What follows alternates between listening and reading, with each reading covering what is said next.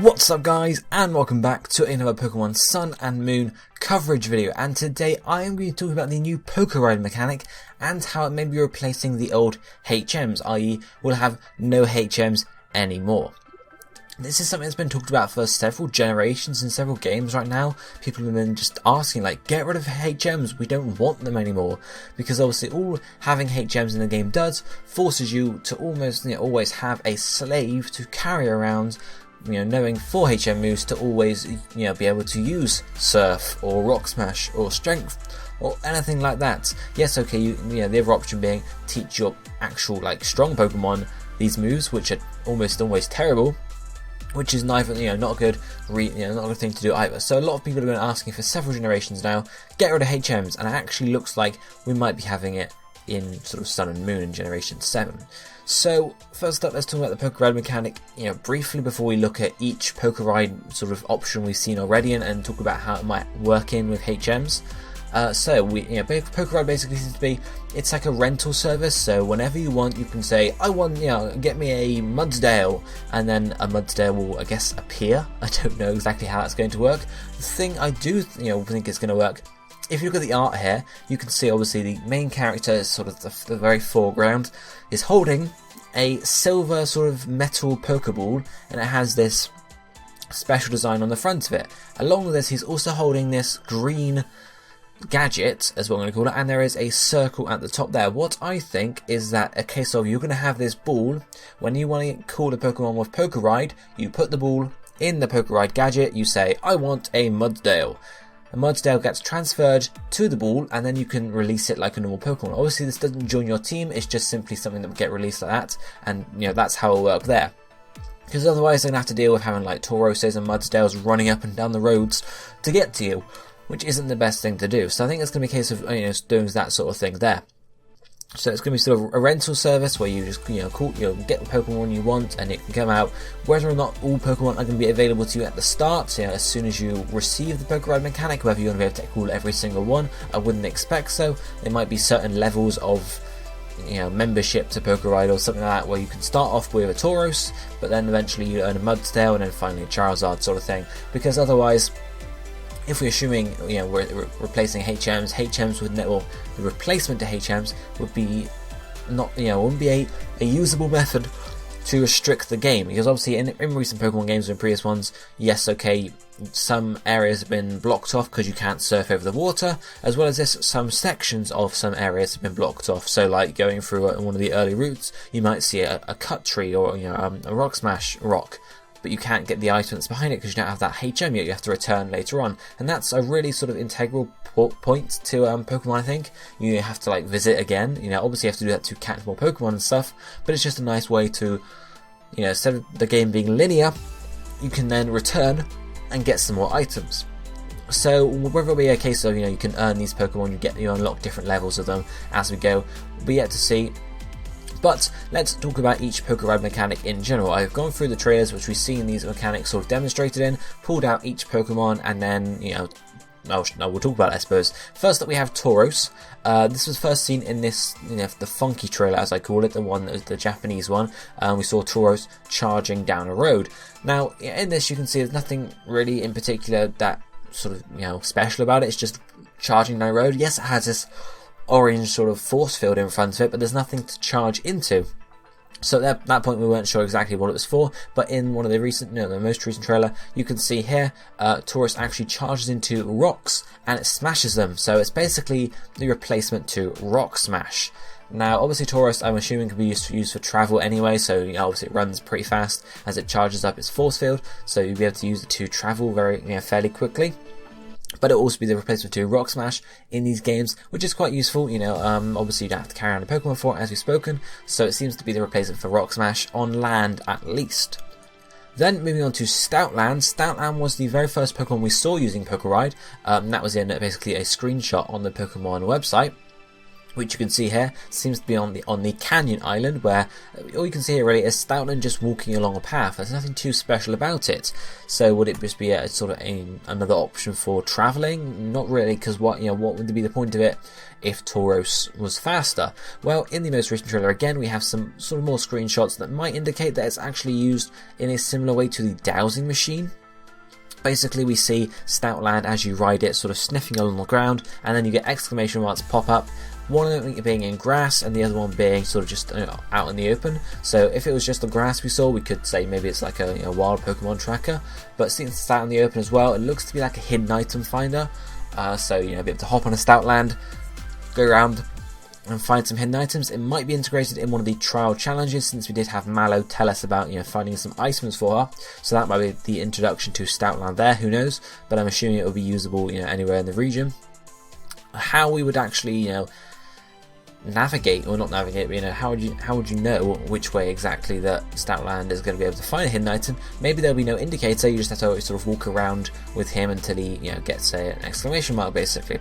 So rather than being a replacement for a HM here, Stout Land could be a replacement for another item. So it's pretty interesting how that could work out there. Moving then on to Lapras. We only have we have a few shots of Lapras, but basically the gist is the same for each of them. Whenever we see Lapras being used, it's just swimming through the water. So it looks like Lapras might just be a replacement to a generic Surf. Now, we had Lapras used for Surf in the past. For example, in X and Y, there was a special feature where you had, if you use the Lapras to surf, you would actually ride the Lapras itself, and then other times it would just be a normal Pokemon. We had a similar sort of thing in Oras, where there were 4 different types of Pokemon or Surf, models. One being just a general one being for Wailmer, one being for Sharpedo, which actually swam a bit faster, and then one being for Kyogre. So they did some sort of little thing there, but I think in general they're going to standardize Surf here. So instead of teaching Surf to your Pokemon, you can call it a Lapras to, whenever you want to surf, just call Lapras in a Poké Ride, and you can ride around like that. So, it's sort of, since Pokemon in Sun and Moon particularly, they're making it a nice open world, giving everything some depth to it, I suppose. It would, it's felt weird for a long time in the Pokemon franchise just to have a blue blob as your Surf. So actually having a full Lapras now, because obviously they can't do that for every Pokemon, they can't give a model for every single Pokemon that can learn Surf, because how would Snorlax work, for example? So just having a single Pokemon as in Lapras, the sort of the basic Surf Pokemon we've seen over the franchise's history, basically, having it just like that would make sense. But we also have another Pokemon we have seen using Surf, and that's Sharpedo, or being able to ride it in the water. And you can see Sharpedo here. The initial sort of shot we got was just of riding through the water, but again in the latest trailer we saw Sharpedo breaking some rocks apart, very similar to Tauros. So it looks like Sharpedo is going to be the Rock Smash Pokemon for water, because obviously if you just had Tauros being Rock Smash, then we've never had Rock Smash be on water beforehand, but now it looks like we could, because obviously we have Sharpedo here. So it's a combination of Lapras and Tauros, of course. Whether or not Sharpedo will be faster than Lapras, I suppose it would.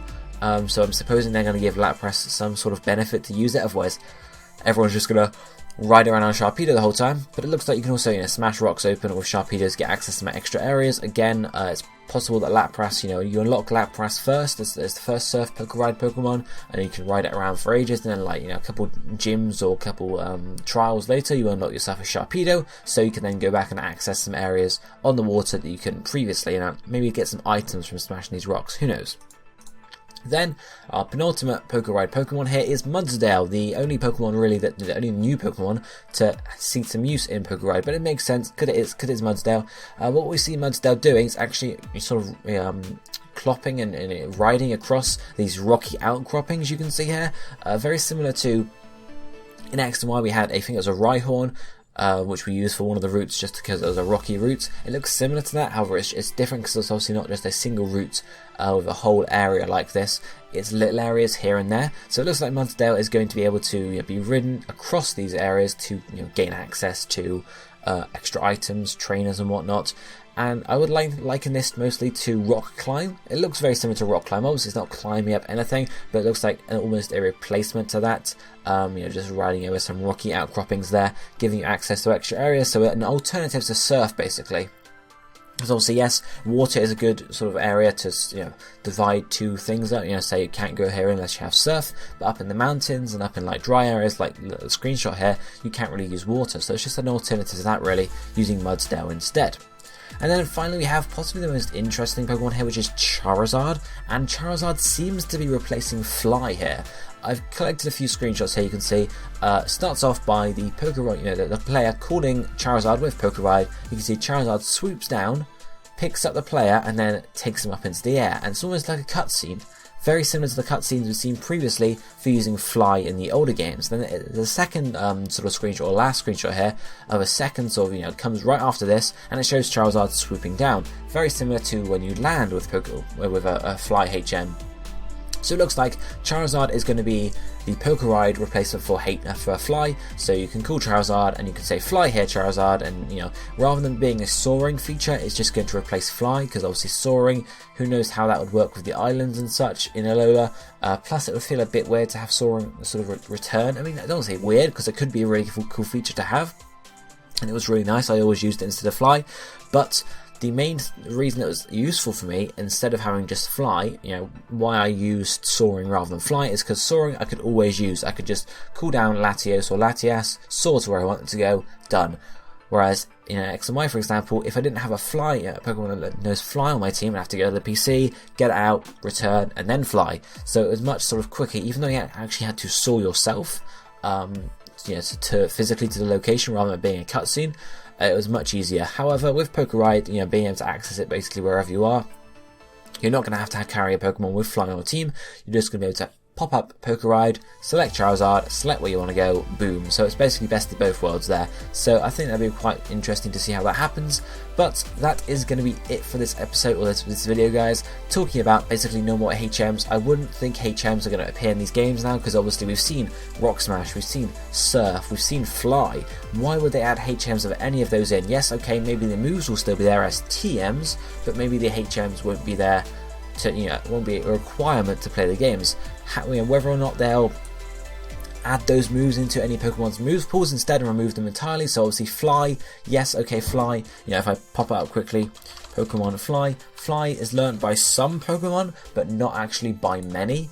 If we look at it by leveling up, only 2 Pokemon learn it by leveling up, okay? Salamence and Rayquaza. The rest all learn it by HM. So if they were going to just remove the HM Fly, then obviously only 2 Pokemon would be able to learn the move. So either they'll add it in as a TM, or they will go through most of the Pokemon that can learn, like Charizard, Pidgeot, Fearow, and add it in move pools, and it would then make sense, because then Pidgey wouldn't be able to learn Fly, which is good, whereas Charizard can. That's how they could figure it out, guys. But what I want to know is, what do you think about this? Do you think HMs are going to be completely gone in Sun and Moon? Do you think they're going to transition to TMs and be able to be used still? Or do you think that they're just going to completely move all the functionality to Poké Ride, and then the moves will just be in TMs and in level up move pools and such? Let me know what you think about that down below, guys. It's quite an interesting topic. But for now, this is going to be it for me for today. I'll be seeing you next time. Thank you for watching. Goodbye, my friends.